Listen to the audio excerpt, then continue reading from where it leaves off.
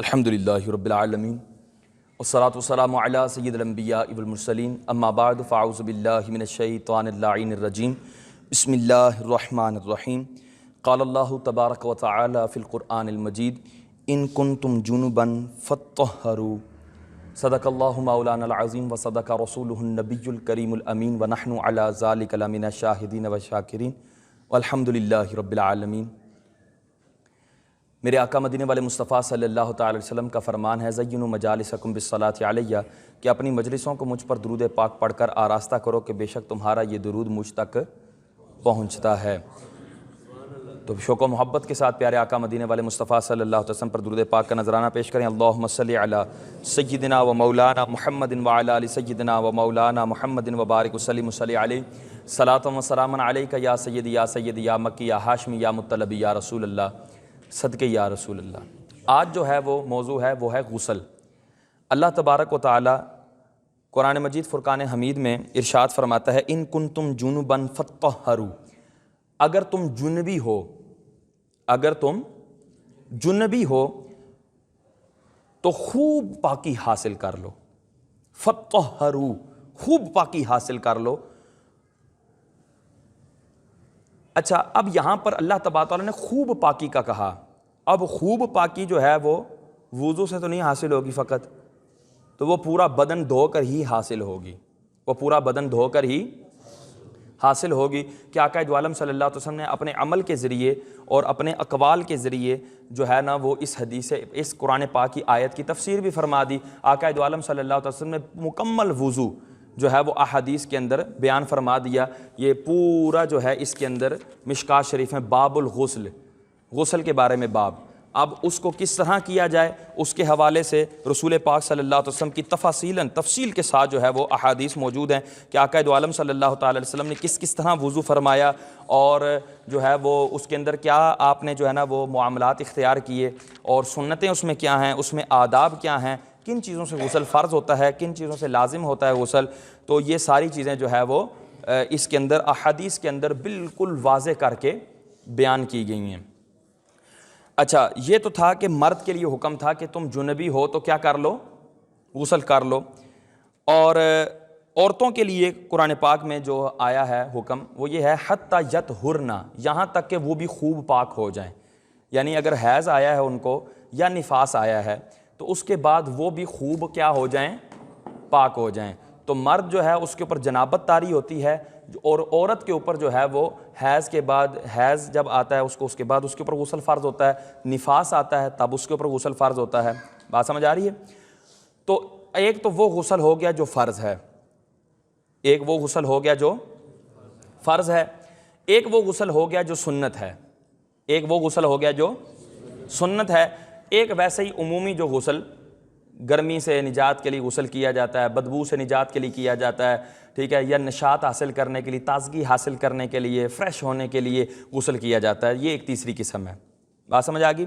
تو غسل کا جو ہے نا وہ طریقہ کار اگر ایک ہی طریقے کے مطابق سنت غسل کی بھی عادت بنائیں گے، جو عام جو غسل ہیں ان کی بھی اگر عادت ویسی ہی بنائیں گے جس طرح فرض غسل کی عادت ہوتی ہے تو اس میں کافی آپ کو آسانی رہے گی کہ بندہ جو ہے جب ویسے مثال کے طور پہ ابھی فرض غسل نہیں کر رہا، ویسے ہی جو ہے نا نشاط کے لیے پانی اپنے پر بہا رہا ہے، اب اگر وہ سنتوں کا خیال نہیں رکھے گا، آداب کا خیال نہیں رکھے گا، فرائض کا جو فرض غسل میں ضروری فرائض ہیں ان کا خیال نہیں رکھے گا تو عادت بن جائے گی۔ کیونکہ فرض غسل سے زیادہ بندہ عمومی طور پر عام غسل کرتا ہے، تو جو چیز زیادہ ہوتی ہے وہ کیا ہوتی ہے، قرار پکڑ جاتی ہے، وہ چیز کیا کرتی ہے، قرار پکڑ جاتی ہے، بندے کے اندر رچ بس جاتی ہے کہ اب عمومی غسل تو زیادہ ہو رہا ہے، فرض غسل کم ہو رہا ہے، ہفتے میں ایک دفعہ، 2 ہفتے میں ایک دفعہ، 3 ہفتے میں ایک دفعہ، تو اب وہ چیز جو کم ہو رہی ہے اور جو چیز زیادہ ہو رہی ہے تو زیادہ والی چیز کا جو ہے نا ذہن زیادہ اس میں رہے گا۔ اب فرض غسل بھی کرے گا تو کئی دفعہ وہی بے احتیاطیاں کر دے گا جو عام غسل میں کرتا ہے۔ عام غسل تو ہو جاتا ہے لیکن وہ جو فرض غسل ہے وہ ادا نہیں ہوگا۔ جب فرض غسل ادا نہیں ہوگا اس کا مسجد میں داخلہ حرام، اس کا قرآن زبانی پڑھنا حرام، اس کا قرآن کو چھونا حرام، اس کا طواف کرنا حرام، بیت اللہ میں داخل ہونا حرام، مسجد میں داخل ہونا حرام۔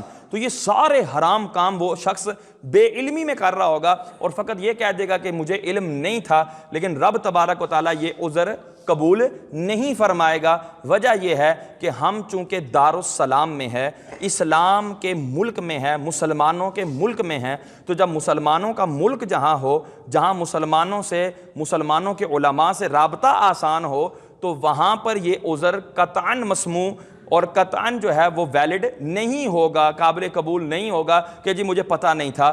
اللہ نے حکم ارشاد فرما دیا فَاسْأَلُوا أَهْلَ الذِّكْرِ إِن كُنتُمْ لَا تَعْلَمُونَ، علماء سے پوچھ لو اگر علم نہیں رکھتے ہو تو پتہ لگا پہلے تو علم رکھنا ہم پر ضروری کہ طلب العلم فریدۃ علی کل مسلم و مسلمہ، کہ ہر مرد و عورت پر اپنے ضروریات کا علم حاصل کرنا، اپنی حالت کے مطابق اپنا علم دین حاصل کرنا، یہ کیا ہے؟ فرض ہے۔ لیکن چونکہ فطرت انسانی ہے کہ ہر بندہ ہر چیز کا علم کما حق ہو حاصل نہیں کر سکتا، تو اللہ تبارک و تعالیٰ نے چونکہ لا یکلف اللہ نفسا الا وسعها، کہ اللہ تبارک و تعالیٰ کسی جان پر بھی اس کی طاقت سے زیادہ بوجھ نہیں ڈالتا، تو اس لیے اللہ تعالیٰ نے یہ بھی فرما دیا کہ اگر تم نہیں جانتے فَاسْأَلُوا أَهْلَ الذِّكْرِ إِن كُنتُمْ لَا تَعْلَمُونَ، کہ علم تو تم پہ حاصل کرنا فرض ہے، وہ تو حاصل کرتے رہو، اس کے باوجود بھی اگر کوئی چیز نہیں جانتے تو جاننے والوں سے پوچھ لو، جاننے والوں سے پوچھ لو۔ تو اس لیے ہمیں یہ بہت بڑا بینیفٹ ہے کہ ہم علماء کرام سے رابطہ کر سکتے ہیں، ان سے پوچھ سکتے ہیں۔ آپ اس کے باوجود بھی کوئی نہ پوچھے تو اب آپ خود باشعور ہیں، حساب لگائیں کیا اس کا یہ عذر ویلڈ ہوگا کہ مجھے نہیں پتہ؟ موٹر سائیکل لے کر نکلے اور جا کے اشارہ توڑ دے اور لوگ کہیں کہ جو یہ تم نے کیا کیا؟ اور جی دیکھیں مجھے پتہ نہیں تھا۔ بھائی تم نے موٹر سائیکل پر بیٹھنا سیکھا، چلانا سیکھا، تو تمہیں یہ نہیں سیکھا کہ اشارہ نہیں توڑتے ہوتے، ہیلمٹ کے بغیر نہیں نکلتے ہوتے، ون ویلنگ نہیں کرتے ہوتے، یہ والا کام نہیں کرتے ہوتے، آؤٹ سائڈ سے کراسنگ نہیں کرتے ہوتے ہیں؟ تو یہ سارے قوانین اب نہیں سیکھے، چلان کٹے گا بھائی، چلان کٹے گا۔ تو یہ دنیاوی اصول ہے، تو اس لیے ہمیں علم حاصل کرنا چاہیے۔ غسل کے حوالے سے میں نے آیت مبارکہ، دونوں آیتیں مردوں کے لیے جو نازل ہوئی اور جو عورتوں کے لیے نازل ہوئی، وہ میں نے تلاوت کی۔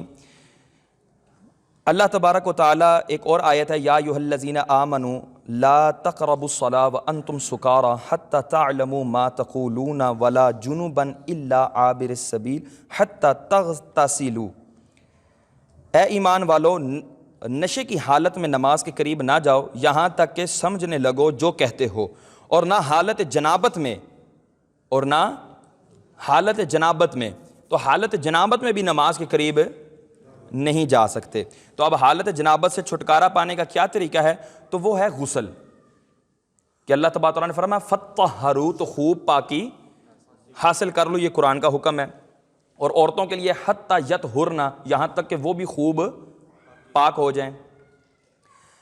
اب ہے غسل کسے کہتے ہیں؟ غسل یہ ہے کہ پورے بدن کا دھونا، پورے بدن کا دھونا، اور دھونے کی تعریف میں نے عرض کی تھی کہ کم از کم روئیں پر، ہر رونگٹے پر 2 قطرے بہہ جائیں، ہر رونگٹے پر 2 قطرے بہہ جائیں، یہ ضروری ہے، یہ دھونا کہلائے گا۔ اگر جو ہے وہ دھونا، اگر 1 قطرہ بہا تب بھی نہ دھلا، اگر 1-2 روئیں رہ گئے، رونگٹے رہ گئے، رونگٹا کتنی چھوٹی چیز ہوتی ہے، اگر 1-2 رونگٹے، بلکہ 1 رونگٹا بھی رہ گیا، خشک رہ گیا، اس نے اس کی نگہداشت نہ کی تو غسل ہی نہیں ہوگا۔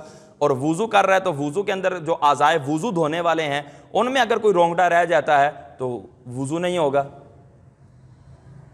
بات سمجھ آ رہی ہے؟ اب ہے یہ ذہن میں رکھیں کہ غسل کے 3 فرض ہیں۔ کتنے فرض ہیں؟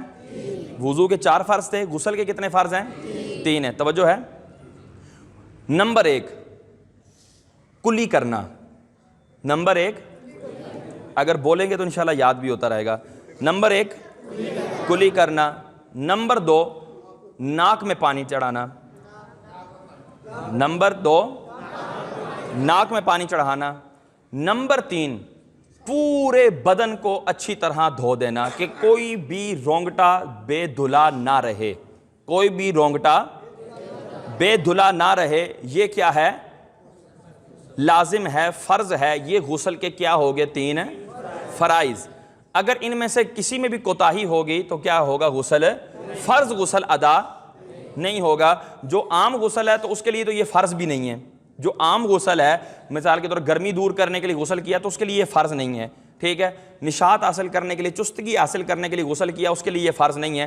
یہ فرض ہے کہ جب بندہ احتلام ہو جائے، جنبی حالت میں ہو جائے، ٹھیک ہے، یا مباشرت کے بعد جو ہے اس کو غسل کی حاجت پڑے، تو اس وقت یہ غسل کیا ہے، اس کے لیے فرض ہے۔ یا جو بھی غسل کے فرض ہونے کی جو علامات بیان کی جاتی ہیں، یہ ایک الگ موضوع ہے، چیپٹر ہے کہ غسل کن کن چیزوں سے فرض ہوتا ہے، یہ بھی تفصیلی گفتگو ہے، انشاءاللہ اس پر بھی کبھی بات کریں گے۔ تو ان چیزوں سے کیا ہو جاتا ہے غسل فرض۔ جب غسل فرض ہو گیا تو اب اس کے لیے فرائض کا ادا کرنا ضروری ہے۔ بغیر فرض ادا کیے اس میں کوئی کوتاہی کریں گے اگر، تو کیا ہوگا، فرض غسل ادا نہیں ہوگا، ٹھیک ہے۔ اب کلی کے اندر کیا ہے تفصیل؟ نمبر 1 کیا فرض تھا؟ کلی کرنا۔ اچھا، وضو کے اندر کلی کرنا لازم، وضو کے اندر کلی کرنا فرض بلکہ سنت ہے۔ وضو کے اندر کلی کرنا کیا ہے؟ سنت ہے۔ اور غسل کے اندر کلی کرنا کیا ہے؟ فرض ہے، کہ تب ہی زیادہ طہارت حاصل ہوگی کہ جو چیز وضو میں فرض نہیں ہے وہ اس میں بھی فرض ہو جائے۔ کہ باقی اعضاء دھونا، کہ جو اعضاء کس میں دھلتے ہیں؟ وضو میں، وہ غسل میں بھی دھونا فرض ہے۔ منہ دھونا، ہاتھ دھونا، پاؤں دھونا، سر کا مسا تو اس میں تو سر پورا دھلتا ہے، اس میں تو سر پورا دھلتا ہے۔ تو اب رہ گئے تھے کلی کرنا، ناک میں پانی چڑھانا، کیونکہ وہ وضو میں ضروری نہیں تھا، لیکن حکم قرآنی ہے فَطَّہَّرُوا، خوب پاکی حاصل کر لو، خوب۔ تو اب کلی کو بھی فرض قرار دے دیا گیا، ناک میں پانی چڑھانے کو بھی کیا قرار دے دیا گیا؟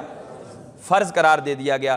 کمر نہیں دھوتے تھے، سینہ نہیں دھوتے تھے، باقی اعضاء ہم وضو میں نہیں دھوتے تھے، لیکن یہ بھی فَطَّہَّرُوا حکم کے تحت، حتیٰ یطہرنا حکم کے تحت، ان سب کو بھی شریعت مطہرہ نے ہم پر کیا قرار دے دیا کہ یہ تم پر یہ بھی چیزیں اب فرض ہیں کہ اپنے پورے اعضاء دھو۔ جتنے بھی جو ظاہری اعضاء ہیں ان سب کا دھونا کیا قرار دے دیا گیا؟ فرض قرار دے دیا گیا۔ نمبر 1 ہے کلی۔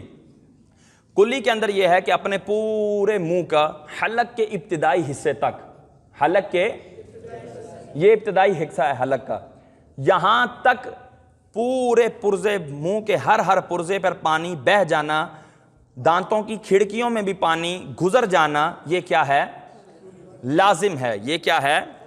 فرض ہے، لازم ہے۔ اچھا، بعض لوگوں نے پان کھانے کے عادی ہوتے ہیں تو ان کے چونا جم جاتا ہے، دانتوں میں کیا ہوتا ہے؟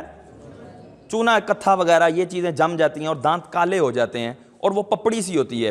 اچھا، اگر وہ اس کو اتاریں گے تو ان کے مسوڑوں سے خون نکلے گا، اتاریں گے تو خون نکلے گا، ضرر ہوگا، تو اس کی معافی ہے، اب اس کو اتارنا لازم نہیں ہے۔ اسی طرح بعض آپ لوگوں نے دیکھا ہوتا ہے دانت سیدھے کروانے کے لیے تار لگاتے ہیں، دانت سیدھے کروانے کے لیے تار لگاتے ہیں۔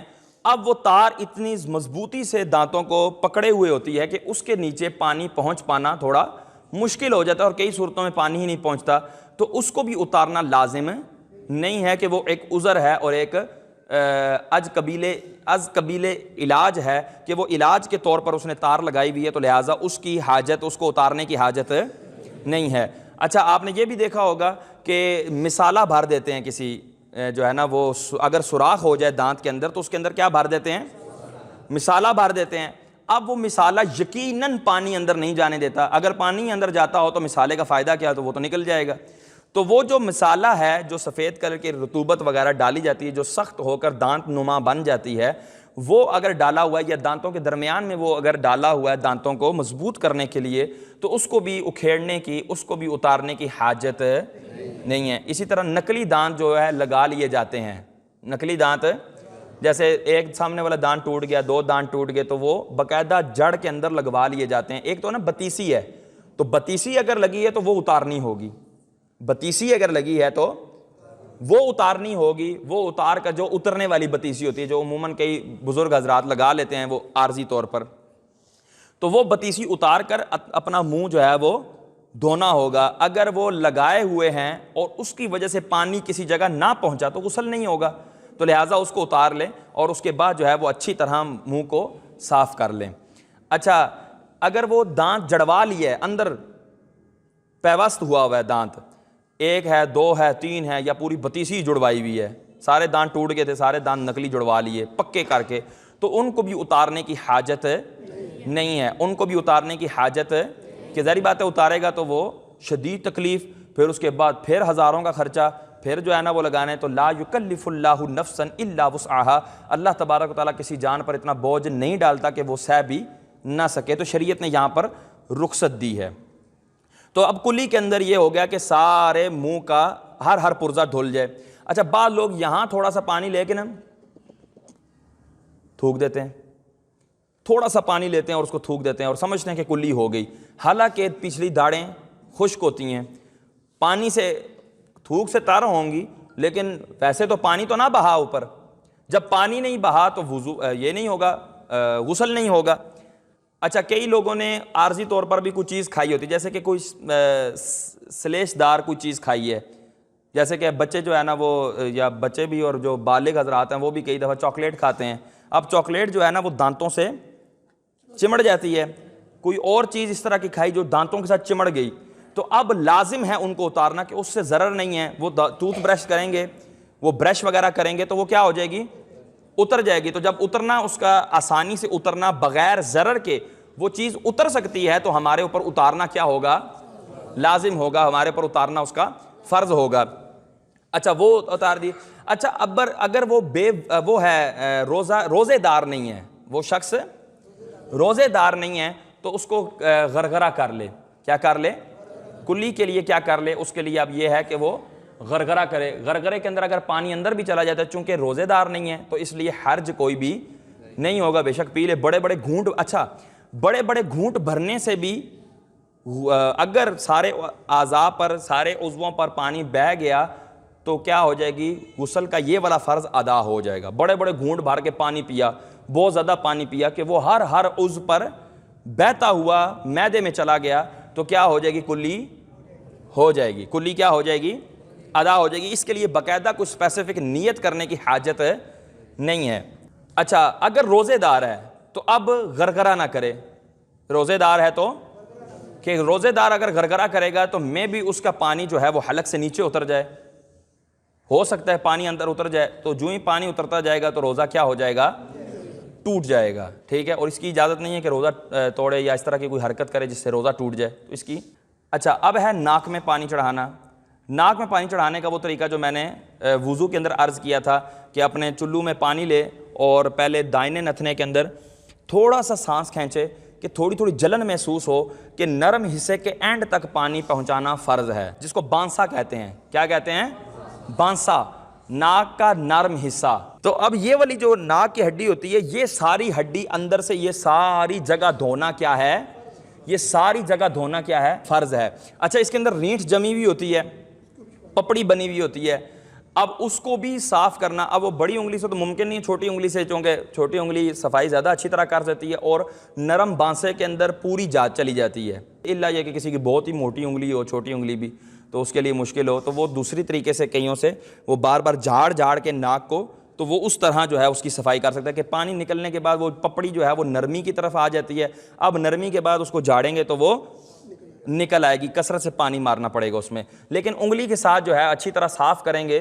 یہاں سے اب صاف کر لیا، اب دوسری ناک میں پانی ڈالا، ادھر دوسرے جو ہے نا نتھنے میں پانی ڈالا، اس کو بھی تھوڑا سا کھینچے. زور کا کھینچیں گے تو کیا چڑھے گا، دماغ میں. اچھا روزے کی حالت میں دماغ میں پانی چڑھے گا تو روزہ ٹوٹ جائے گا. روزے کی حالت میں دماغ میں پانی چڑھے گا تو کیا ہو جائے گا، روزہ ٹوٹ جائے گا. اب روزے کی حالت میں اتنا زور کا کھینچیں گے کہ دماغ کو چڑھے گا تو روزہ تو ٹوٹے گا.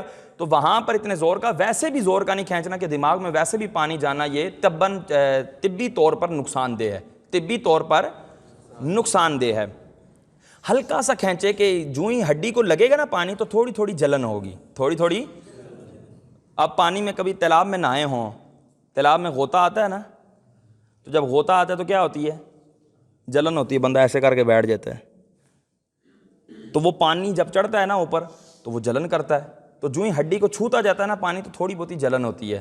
لیکن اگر عادی ہو جائیں گے تو پھر یہ جلن ہونا بند ہو جائے گی اور پتہ لگ جائے گا یار میرے سخت ہڈی تک جو ہے وہ پانی پہنچ گیا ہے. ٹھیک ہے. اسی طرح وہ بیان کیا ایک عالم دین نے، تو ایک بندہ جو ہے نا زاروں کے تار رو رہا ہے. اس کو کہا یہ حضرت صاحب آپ کو کیا ہوا ہے؟ میں نے تو غسل کے فرائض بیان کیے، میں نے کوئی کربلا کا واقعہ تو بیان کیا نہیں کہ جس پہ رونا آئے بندے کو. کہنے لگا حضرت یہ جو آپ نے فرائض بیان کیے ہیں نا یہ آج زندگی میں نے پہلی دفعہ سنے ہیں، اور آپ نے یہ جو بیان کیے ہیں میں تو اپنے آپ کو کہہ رہا ہوں گویا کہ میں پتہ نہیں میں مسلمان بھی ہوں یا نہیں، میں نے تو گویا کہ اتنی زندگی پوری میں نے غسل ہی نہیں کیا، میں پاک ہی نہیں ہوا کبھی، کہ میں نے تو کبھی یہ فرائض جو ہے نا وہ ان کا خیال نہیں رکھا، اس کا مطلب ہے پاک ہی نہیں ہوا کبھی۔ وہ اس بات پر دھاڑے مار مار کے رو رہے تھے۔ اب یہ بھی وہ تھے کہ جن کو خوف خدا آ گیا، لیکن کئی وہ بھی ہوں گے مولویاں نے گلانے بس بس مسئلے سن لو نہ کرو اپنے ہستے بس سیدھا کر لینے، ساڑھے ہستے اینج پٹھے کر دیں مسئلے۔ کئی لوگ ایسے بھی ہوتے ہوں گے، لیکن ایسے لوگ یہ خوش بخت نہیں ہوتے، یہ بلکہ کیا ہوتے ہیں؟ بد بخت ہوتے ہیں، کہ جو اس طرح کی باتیں کر کے اپنے دل کو منا لیتے ہیں۔ میں کہا بس آنکھیں بند ہونے کی دیر ہے حضرت، جب آنکھیں بند ہوں گی نا ساری حقیقت کھل کے آئے گی۔ وہ کہتے ہیں حشر میں ہوگا یہ معلوم کہ جیتا کون اور ہارا کون، تو یہ حشر میں معلوم ہو جانا ہے۔ تو یہ غوطے لازمی ہیں، غسل کے اندر یہ غوطے لازمی ہیں، ٹھیک ہے۔ تو اب جو ہے نا وہ اس طرح پانی اوپر چڑھائیں گے تو ناک صحیح تھی اچھی طرح صاف ہو جائے گی، تو یہ دوسرا فرض بھی کیا ہو گیا؟ غسل کا ادا ہو گیا۔ اب تیسرا فرض آ گیا تمام بدن کا دھونا۔ اب اس کے اندر بالوں کا خیال رکھنا ہے کہ اگر جس کے زلفیں ہیں، جس کی زلفیں ہیں تو ان کے جڑوں تک، مرد کے لیے یہ حکم ہے کہ وہ جو بال کی جڑ ہے اس کی جڑ سے لے کر نوک تک سارے کا سارا بال لازمی دھوئے، لیکن عورت کے لیے یہ ہے کہ وہ جڑیں اچھی طرح دھو لے، ٹھیک ہے۔ ہاں اتنی زور کی چٹیا باندھی ہوئی ہے کہ وہ جڑوں تک بھی پانی نہیں جائے گا، تو اب اس کے لیے چٹیا کھولنا لازم ہے کہ چٹیا کھولے، اس کو ڈھیلا کرے تاکہ اس کے سارے اندر جڑوں تک پانی پہنچ جائے، ٹھیک ہے۔ جبکہ مرد کے لیے سارے بالوں کا بہترین انداز سے کیا دھونا کیا ہے؟ فرض ہے۔ عورت بھی اچھی طرح پورے بالوں کو دھوئے۔ اچھا اب یہ ہو گیا۔ اچھا اسی طرح داڑھی کے بال ہیں، گھنے ہوتے ہیں بعضوں کے، ان کی بھی وضو کے اندر کیا ہے کہ اگر گھنی داڑھی ہے تو اوپر اوپر دھو لینا کافی ہو جاتا ہے، جبکہ غسل کے اندر ساری داڑھی پوری کی پوری اگرچہ گھنی ہے، کتنی بھی گھنی ہو، ساری داڑھی اندر تک دھونا، اس کی جڑوں تک پانی پہنچانا، یہ کیا ہے؟ فرض ہے۔ یہ کیا ہے؟ اس لیے میں نے کل بار بار اس بات پہ زور دے رہا تھا کہ یہ وضو کے اندر تفصیل ہے کہ اگر کھال نظر آ رہی ہے تو کھال تک پانی پہنچانا فرض ہے چہرہ دھونے میں، اور اگر کھال نظر نہیں آ رہی بلکہ داڑھی یہ گھنی ہے تو اب کھال کو دھونا فرض نہیں ہے بلکہ داڑھی کے ظاہر کو دھو لیں گے تو فرض پورا ہو جائے گا۔ یہ وضو کے اندر ہے۔ غسل کے اندر داڑھی کے بالوں کے جڑوں تک اور کھال کا اندر سارا حصہ یہ دھلنا کیا ہے؟ فرض ہے۔ اچھا اب اس کے بعد نیچے آ جائیں، کانوں کی یہ جگہیں، کانوں کی یہ جگہیں، کن پٹی کی یہ والی جو جگہیں ہیں، آپ نے دیکھا ہوگا عموماً ان میں صابن لگا رہ جاتا ہے۔ جب بندہ غسل کر کے باہر آتا ہے تو گھر والے بتاتے ہیں یار صابن تیرے کانوں کے نیچے لگا ہوا ہے، حالانکہ کتنا پانی بہایا ہوتا ہے، کتنا، اس کے باوجود بھی یہاں نیچے پانی صابن لگا رہ جاتا ہے۔ کانوں کے اندر جگہ یہ جو کروٹیں ہیں ان کے اندر صابن لگا رہ جاتا ہے۔ کئی دفعہ نہیں بندہ ایسے کرتا تو وہ صابن نکلتا ہے، وہ کہ یار ابھی چلو پھر بعد میں ایسے صاف کر لیتا ہے۔ تو پتہ لگا کہ جب تک خود پانی نہیں پہنچائیں گے تب تک خود بخود پانی نہیں پہنچے گا۔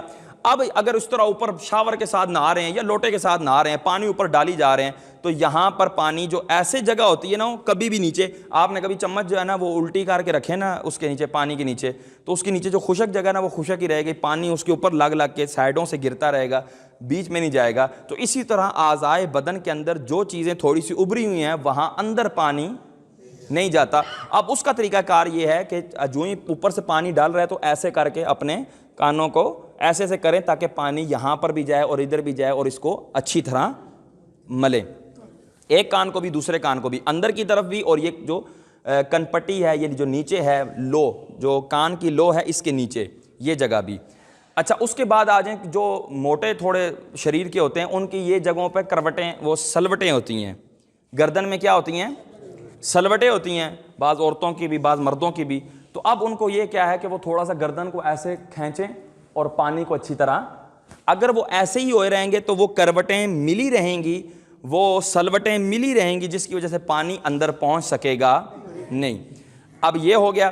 اچھا اس کے بعد اب یہاں پر آ جائیں بغلوں میں، کئی دفعہ دیکھا ہے بغلوں میں بھی صابن لگا رہ جاتا ہے، بغلوں میں بھی صابن لگا رہ جاتا ہے، کیوں؟ کیونکہ پانی تو بہت بہایا لیکن ایسے کر کے پانی نہیں بہایا. تو جب ایسے کر کے پانی نہیں بہائیں گے تو خود بخود بغلوں کے اندر, کیونکہ بغلیں تھوڑی سی گہری ہوتی ہیں, تو ان کے اندر خود بخود پانی ایسے نیچے سے تو اوپر نہیں آئے گا, اوپر سے تو نیچے آ رہا ہے لیکن وہ جا رہا نہیں ہے. ٹھیک ہے, تو لہٰذا اس طرح کر کے اوپر پانی ڈالیں یا شاور کے نیچے ایسے کر کے اپنی بغلوں کو بھی اچھی طرح دھو لیں. اچھا, بعض لوگ جو چونکہ تھوڑے ہیلتھی ہوتے ہیں تو ان کی یہ سکن بھی لٹکی ہوئی ہوتی ہے. ٹھیک ہے, سینہ لٹکا ہوا ہوتا ہے, جیسے بعض عورتوں کا سینہ لٹکا ہوتا ہے یا مردوں کا بھی سینہ موٹاپے کی وجہ سے لٹکا ہوتا ہے. اب یہ جو نیچے والی جگہ ہیں, ٹھیک ہے, اب ان میں پانی پہنچنا مشکل ہو جاتا ہے. کئی دفعہ آپ نے دیکھا ہوگا ایسے لوگوں کو ریشز بڑے ہو جاتے ہیں گرمی کی وجہ سے, یہ جگہ گل جاتی ہے, پتہ لگا کہ یہاں پہ ہوا تک نہیں پہنچ پا رہی, جس کی وجہ سے یہ جلن اور یہ جل رہی ہے. تو اب اس کو وہ اٹھا کر جب تک پانی نہیں پہنچائے گا یا ہاتھ وغیرہ نہیں ملے گا اور پانی کو اندر نہیں لے کر جائے گا تو خود بخود پانی نہیں جائے. اگر پانی خود بخود نہیں جائے گا تو غسل ادا نہیں ہوگا. غسل ادا نہیں ہوگا تو وہی سارے حرام کام کرنے پڑ جائیں گے, معاذ اللہ ثم معاذ اللہ. اچھا, اب یہ ہو گیا. اسی طرح کمر کا بھی خیال رکھے, کمر پہ اچھی طرح پانی جو ہے وہ کروائے. اچھا, اس کے بعد پیٹ کے اندر جو ہے وہ بال پڑے ہوتے ہیں, اگر کھڑے ہیں تو اس میں تھوڑا سا امکان کم رہ جاتا ہے کہ اتنا بہت زیادہ موٹا ہو تو وہ کھڑے کھڑے بھی اس کے بل رہتے ہیں کئیوں کے. تو اگر ایسا ہے تو وہ کھڑے کھڑے بھی اس کا لحاظ رکھے کہ پانی کو ان بیلٹوں کے اندر پہنچائے. اور اگر بیٹھا ہوا ہے تو وہ تقریباً پتلا بھی ہوگا نا تو اس کی بیلٹیں ویسے ہی پڑ جاتی ہیں. پتلے شخص کی بھی الا یہ کہ بالکل انگلی جتنا پتلا ہو تو بیلٹیں ہی نہ پڑیں تو یہ بڑا بعید ہے. لیکن جو تھوڑا بہت بھی ہیلتھی ہوگا تو وہ بیٹھے گا تو بیلٹیں پڑ جائیں گی, پیٹ میں سلوٹیں پڑ جائیں گی, جس کی وجہ سے کیا ہوگا, پانی اندر تک جا پائے گا نہیں. تو اب اس کو چاہیے کہ وہ بھی اس کو بھی ایسے کر کے پانی پہنچائے. پیٹھ پر بھی پانی پہنچائے, اگر پیٹھ میں بھی بیلٹیں پڑ رہی ہیں, سلوٹیں پڑ رہی ہیں تو ان کو بھی اچھی طرح کر کے اپنی کمر کو ایسے اکڑا کر اس جگہ پانی پہنچائے. اچھا, اس کے بعد آپ آ جائیں یہ ان جگہوں پر, رانوں پر. تو رانوں کی یہ جو درمیان والی جگہ ہے, ٹھیک ہے, اس جگہ پانی خود بخود نہیں پہنچ پاتا. اچھا, پیچھے جو ہے بیٹھنے کی جگہ جو ہے, اب ان کے درمیان پانی نہیں پہنچ پاتا تو ان جگہوں پر پانی پہنچانا. اور بعض جو احباب موٹے ہوتے ہیں تو ان کے لیے زیادہ مسائل ہوتے ہیں, خاص طور پر جب وہ کھڑے ہو کر غسل کر رہے ہوں تو اب کیا ہے, پانی پہنچ پانا مشکل ہوگا. تو اس کے لیے پانی پہنچانے کے لیے آپ کو ہاتھ کے ذریعے پانی پہنچانا پڑے گا, ملنا پڑے گا تاکہ پانی اس جگہ پہنچ جائے. بات سمجھ آ گئی ہے؟ اچھا, اسی طرح رانے اندر کی طرف, یہ جو اندر والی جگہ ہوتی ہے رانوں کی اندر والی جگہ, ٹھیک ہے, تو اس طرح یہ ساری جگہ یہ دھونا. اسی طرح پاؤں آپ دھونے ہیں تو اس کا بھی اسی طرح خیال رکھنا ہے جس طرح وضو کے اندر ہم پاؤں دھونے کا خیال رکھتے ہیں. تو یہ تو سٹرکچر بیان ہو گیا غسل کا, ٹھیک ہے. ہاں, بڑی اچھی توجہ دلائی ناف کا. یہ جو ناف ہوتی ہے, یہ سوراخ جو ہوتا ہے, اب اس کے اندر بھی پانی نہیں پہنچ پاتا, خود بخود نہیں پہنچے گا. آپ اس طرح کریں, یہ ہاتھ رکھا ناف کے نیچے, یہاں پر ہاتھ رکھا, پانی جو ہے اس کے اندر آ رہا ہے, پانی اس کے اندر آ رہا ہے. اب چھوٹی انگلی سے جو ہے ایسے ایسے کریں گے تو پانی اس کے اندر, اور پھر ایسے ایسے بار بار کریں تو وہ پانی اس کے اندر جائے گا. پانی کیا ہوگا, اس کے اندر جائے گا. اچھا, عورت کے لیے جو یہ کان کے اندر بالیاں ڈالی ہوتی ہیں, ان کو حرکت دینا بھی لازم ہے. تو وہ پانی کے نیچے ایسے حرکت دے تاکہ اس سوراخوں کے اندر بھی پانی جائے. اچھا, ناک کے اندر نتھ ڈلی ہوتی ہے, اس کو بھی حرکت دے. کوکا ہے تو اس کوکے کو ایسے سے حرکت دے, اگر بالی ہے تو بالی کو اس طرح حرکت دے تاکہ اس کی اس سوراخ کے اندر بھی پانی جائے. اس کی طرف توجہ کئیوں کی نہیں ہوتی. اچھا, انگوٹھی پہنی ہے تو انگوٹھی کو بھی حرکت دینا. اگر پتہ ہے کہ پانی نہیں جائے گا تو فرض ہے حرکت دینا, اور اگر پتہ ہے پانی چلا جائے گا تو اب مستحب ہے کہ حرکت دے لے. اچھا, غسل کی سنتیں کیا ہیں, اب یہ سماعت فرمائے, میں جلدی سے یہ بیان کر دوں. نمبر 1, غسل کی نیت کر کے پہلے کیا کریں, غسل کی نیت کرے کہ میں غسل کرنے لگا ہوں, حکم ربی پر عمل کرنے والا ہوں. حکم ربی پر, کہ اللہ تعالیٰ نے فرمایا کہ جب تم جنبی ہو تو کیا کرو, خوب پاکی حاصل کر لو. تو اللہ کے حکم پر عمل کرنے کے لیے میں غسل کر رہا ہوں. اور بھی اچھی اچھی نیتیں کافی ہو سکتی ہیں, جتنی اچھی نیتیں ہوں گی اتنا ثواب بڑھتا جائے گا. دونوں ہاتھ گھٹوں تک 3 مرتبہ دھوئے, یہ ٹخنوں تک دونوں ہاتھ 3 مرتبہ دھوئے, کہ یہ بھی سنت ہے غسل کی. استنجے کی جگہ دھوئے خواہ نجاست ہو یا نہ ہو. استنجے کی جگہ دھوئے خواہ نجاست ہو یا نہ ہو. بدن پر جہاں کہیں نجاست ہو اس کو دور کرے. بدن پر جہاں کہیں نجاست ہو پہلے اس کو دور کرے. نماز کا سا وضو کرے. نماز کا سا, اب جو وضو میں نے بتایا تھا وہی سارا وضو غسل سے پہلے کرنا ہوگا, یہ سنت ہے. وضو سے پہلے وہ سارا غسل کرنا کیا ہے, سنت ہے. تو اب وہ جتنے سنتیں اس میں بیان کی گئی تھی, جو آداب بیان کیے تھے, انہی سنتوں اور انہی آداب کے ساتھ یہاں پر بھی وہ وضو کرے گا. اچھا, مگر پاؤں نہ دھوئے. یہ اس جگہ حکم ہے کہ جہاں پر پانی کھڑا ہو جاتا تھا, جہاں پر پانی غسل خانے میں کیا ہو جاتا تھا, کھڑا ہو جاتا تھا. تو اب اس کو کہا گیا تھا کہ پاؤں نہ دھوئے, کیونکہ پاؤں دھونے کا فائدہ ہی نہیں ہے, وہ سارا بدن دھو کے. تو اب کیا ہے, جب اینڈ میں باہر نکلنے لگے گا نا, تو اب جو پاؤں نکالنے لگے گا تو وہ اس کے اوپر پانی پہلے ڈالے, اس کو باہر رکھے, پھر دوسرا پانی پاؤں نکالے گا تو اس کو دھو لے. بات سمجھ آ گئی. لیکن اب چونکہ سچویشن ایسی نہیں ہے, تختے پر اگر کر رہے ہیں, تختے سے پانی نیچے جا رہا ہے, یا پھر جس طرح ہمارے بیت الخلاء کے اندر ہوتا ہے کہ وہ پانی جو ہے وہ نالی کے ذریعے جاتا ہے, رکتا نہیں ہے, تو اب پاؤں بھی دھو لے. بدن پر تیل کی طرح پانی چپڑ لے, خصوصاً جھاڑے میں یعنی سردیوں میں. خصوصاً سردیوں میں پانی اچھی طرح پہلے پورے جسم پر اچھی طرح تیل کی طرح مل لے, تاکہ کسی بھی جگہ پانی بہنے سے رہ نہ جائے. ٹھیک ہے. 3 مرتبہ دائیں مونڈے پر, داہنے کندھے کے اوپر 3 مرتبہ پانی بہائے. 3 مرتبہ, اگر لوٹے سے نہ آ رہا ہے تو پھر 3 دفعہ یہ ہے کہ ہر دفعہ یہ دائنا سارا حصہ بہترین قسم کا دھل جائے. یہ ایک دفعہ ہوگا, دوسری دفعہ پھر اس طرح دھوئے, پھر تیسری دفعہ اس طرح دھوئے, پھر بائیں جو کندھا ہے الٹا کندھا, اس کے اوپر پانی اس طرح بہائے کہ ایک دفعہ بہائے کہ پورا یہ سارا حصہ دھل جائے, پھر دوسری دفعہ, پھر تیسری دفعہ. لیکن اگر شاور کے نیچے ہیں تو آپ شاور کے نیچے کھڑے ہو جائیں گے تو فقط ہاتھ مار کے اپنا یہ والا حصہ دھو لیں, پھر اس کے بعد کھڑے ہو کر اپنا یہ والا حصہ دھو لیں. اس میں ایسا کرنے کی ضرورت نہیں ہے کہ پہلے ایسے کیا پھر پیچھے ہوئے, پھر ایسے کیا پھر پیچھے ہوئے, پھر ایسے کیا پھر پیچھے ہوئے. تو یہ کرنے کی ضرورت نہیں ہے. وہ بہتا پانی ہے, بہتے پانی کے اندر یا اسی طرح بہتی ندی کے اندر آپ نے غوطہ لگایا اور باہر نکل آئے, تو آپ کا 3 دفعہ والا جو 3 دفعہ والی سنت ہے وہ بھی ادا ہو جائے گی. سر پر اور تمام بدن پر, اب دائیں بائیں کندھوں پر ہو گیا نا, اب بیچ والا حصہ رہ گیا. اب بیچ والے حصے میں آپ سر پر پانی ڈالے, پہلے دائیں پانی, پھر بائیں دائیں پانی, اور 3 دفعہ اب سر کے درمیان 3 بار پانی ڈالے. جائے غسل سے الگ ہو جائے, اگر وضو کرنے میں پاؤں نہیں دھوئے تھے تو اب دھو لے.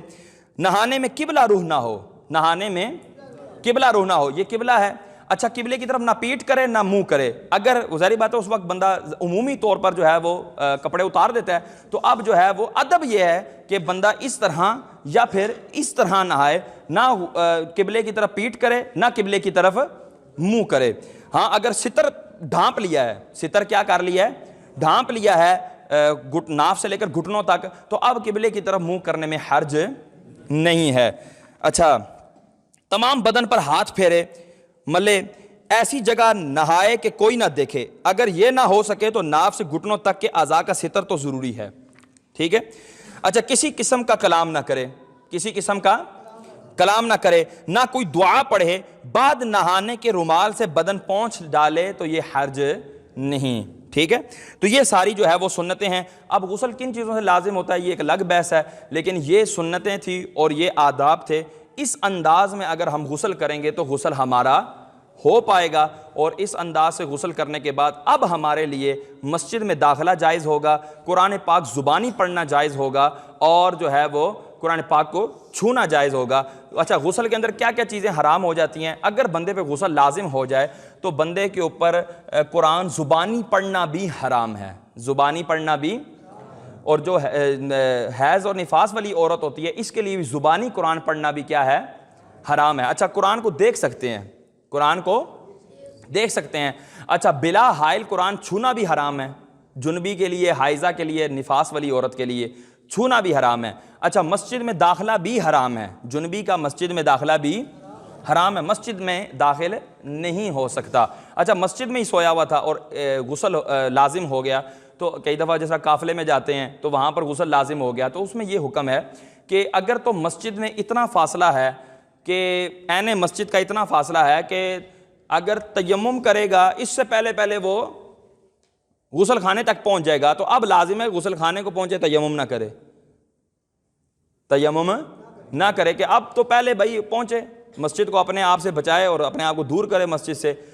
اور اگر پتہ ہے کہ بہت بڑی مسجد ہے, بہت میرا تیمم کرنا کم ٹائم لگے گا اور غسل خانے تک جانے میں مجھے زیادہ ٹائم لگے گا, تو اب وہ اضطراری طور پر اب تیمم کر لے. اب کیا کر لے, تیمم کر لے تو تیمم جو ہے وہ کسی بھی جو زمین کی جنس سے جو چیز ہوتی ہے اس سے کیا جا سکتا ہے، ضروری نہیں کہ اس پہ مٹی ہو ہی ہو. اب جس طرح یہ ٹائل ہے اس سے جو ہے نا وہ تیمم ہو جائے گا، اس کے اوپر ہاتھ مار کے اپنے چہرے کے اوپر لگائے اور اپنے بازوؤں کے اوپر لگائے تو یہ کیا ہو جائے گا؟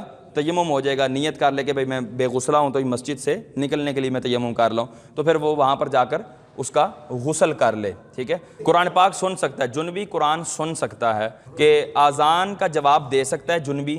ٹھیک ہے، ذکر و اذکار کر سکتا ہے، اللہ کا ذکر کر سکتا ہے، رسول پاک صلی اللہ علیہ وسلم پر درود پڑھ سکتا ہے، دیگر دعائیں پڑھ سکتا ہے، بسم اللہ شریف پڑھ سکتا ہے. ہاں قرآن کی آیت بطور آیت کے نہیں پڑھ سکتا. ٹھیک ہے، ہاں اگر قرآن کی کوئی ایسی آیت ہے کہ جس کے اندر دعا کی نیت ہو سکتی ہے، جیسے سورہ فاتحہ ہے، الحمدللہ رب العالمین الرحمن الرحیم مالک یوم الدین، یہ وہ صورت ہے کہ جس کو بندہ دعا کی نیت سے پڑھے گا تو یہ دعا بن جائے گی، اور اگر قرآن کی نیت سے پڑھے گا تو یہ قرآن بن جائے گی. تو اب اگر جنبی شخص ہے تو وہ الحمد شریف پڑھ رہا ہے کہ میں اللہ کی ثنا کر رہا ہوں، قرآن نہیں پڑھ رہا، تو اب یہ قرآن نہیں رہے گی سورہ فاتحہ، بلکہ یہ دعا کی شکل اختیار کر جائے گی، ثنا کی شکل اختیار کر جائے گی، حمد کی شکل اختیار کر جائے گی. اس لیے اس کے لیے اس کو پڑھنا حرام نہیں ہوگا. عورت کے لیے بھی پڑھنا حرام ان مخصوص ایام میں نہیں ہوگا. لیکن وہ آیات کے جو مخصوص ہیں قرآن کے ساتھ، جیسے قل هو اللہ احد، تو جب قل لگ گیا نا تو اب یہ قرآن کے ساتھ خاص ہوگی. ہاں اگر هو اللہ احد، اللہ الصمد، لم یلد ولم یولد ولم یکن لہ کفوا احد، کوئی ثنا کی نیت سے پڑھتا ہے، حمد کی نیت سے پڑھتا ہے تو جائز ہے. لیکن آیت کی نیت سے پڑھے گا تو وہ بھی حرام ہوگا. آیت کی نیت سے پڑھے گا تو اس کے علاوہ اور بھی کئی صورتیں اور بھی کئی ایسی ہیں کہ جو نہ حمد ہیں، نہ ثنا ہیں، نہ دعا ہیں، بلکہ وہ واقعات ہیں قرآن کے، تو ان کو تو پڑھ سکتا ہی نہیں ہے. ذکر و اذکار کر سکتا ہے، اذان کا جواب بھی دے سکتا ہے، عورت بھی دے سکتی ہے، مرد بھی. اچھا بعض لوگ کہتے ہیں جی بے غسلہ ہو تو کھانا کھا سکتا ہے یا نہیں؟ تو اس کے لیے اگر کھانا کھانا ہو تو وضو جو ہے نا وہ کھانے والا وضو کر لے اور اس کے بعد کھانا کھا سکتا ہے. کھانا اس کے لیے کھانا جائز ہوگا، لیکن اس کو یہ لازم ہوگا کہ جماعت سے پہلے اپنا غسل کر لے تاکہ جماعت قضا نہ ہو، یہ اس پر لازم ہوگا. اگر دیکھیں کسی نے وضو نہیں بھی کیا غسل میں شروع میں جو سنت ہے، اور وہ کیا کر دیا، پورا جو ہے وہ غسل کر لیا، فرض پورے ادا کر لیے، تو کیا ہوگا؟ اس کے لیے نماز پڑھنا جائز ہے، اس کے لیے الگ سے وضو کرنے کی حاجت ہے. لوگ بات سمجھتے ہیں کہ یار ہمیں الگ سے وضو کرنا بھی پڑے گا، تو ایسا نہیں ہے. اللہ تعالیٰ سے دعا ہے اللہ تعالیٰ میں عمل کی توفیق عطا فرمائے. آمین بجاہ النبی الامین صلی اللہ تعالی علیہ وسلم.